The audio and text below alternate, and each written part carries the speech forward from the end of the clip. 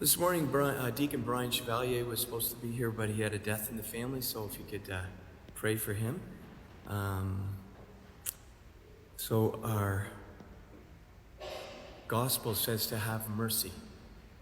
So I want you to have mercy on me today when I want to tell you this story about how we found the actual relics of St. Anne. Very interesting. And as I tell it, and of course this is tradition, okay? As I tell it, I want you to see it in your mind as I'm telling you this story. It's very, very interesting. So as the story goes, 14 years after our Lord's death, Mary Magdalene, Martha, and Lazarus, and a few others were piled into a boat without sails or oars and pushed out to the sea to perish during the persecution of the Christians by the Jews of Jerusalem. Now on the boat were the remains of St. Anne, for they feared it would be profaned in the destruction which Jesus had told them would come upon Jerusalem. They were careful to bring with them the tender, loved body of Our Lady's mother. Miraculously, their boat survived and drifted to the shores of France, quite a long way.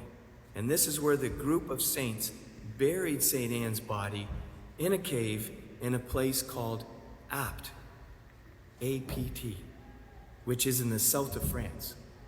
The church, which was later built over that spot, fell into decay because of wars and religious persecution.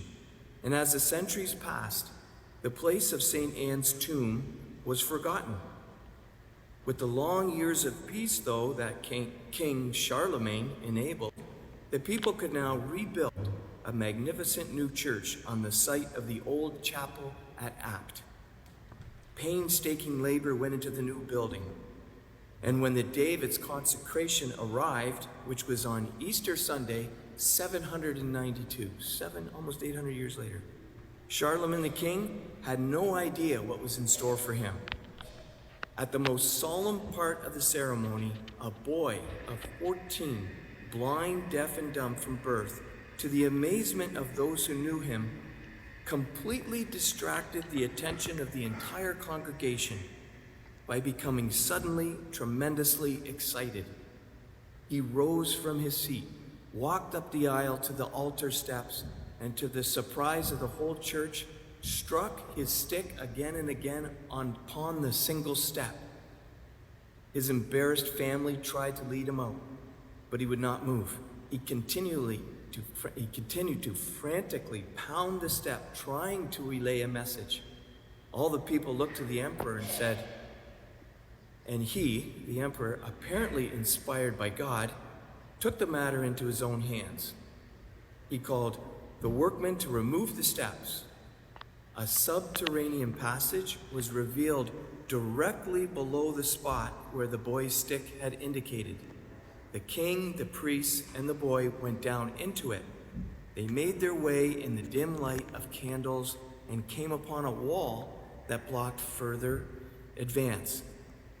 The boy signed that this also should be removed, and when the wall fell, it was brought to view still another long corridor, and at the end of this they found a crypt, and to their amazement, they found 2 vigil lights still burning. Amazing.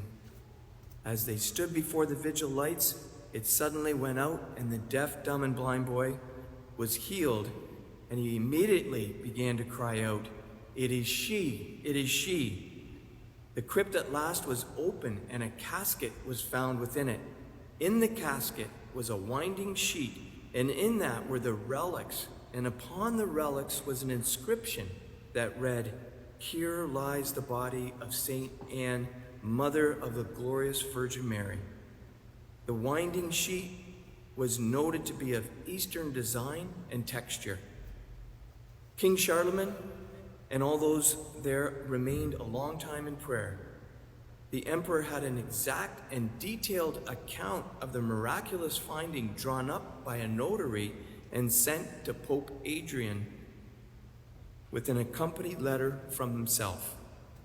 These documents and the Pope's reply are preserved to this day.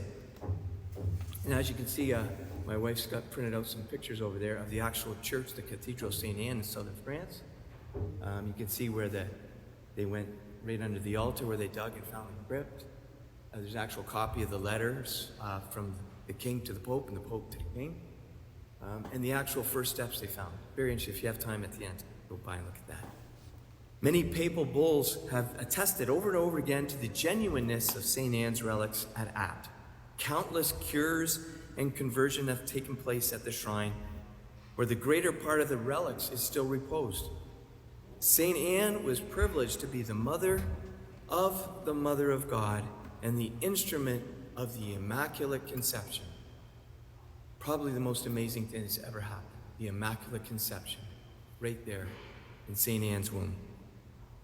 So I asked myself, if St. Anne was to show up here today in person, knowing the heartache that many grandparents feel for their children, what advice would she give us? First, she would tell us that God is still their Father and He's still in control. And at some point, we need to talk less to our kids about God and start talking more to God about our kids.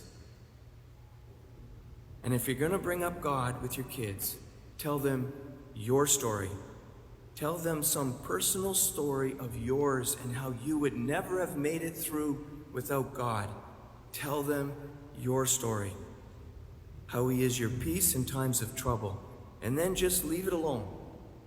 Look for opportunities to say what God is doing in your life now, and keep it short, let it land, and leave it, and don't say anything else. Works every time. We plant the seed, and we let God do the rest. So, on another note, this just in from the Vatican.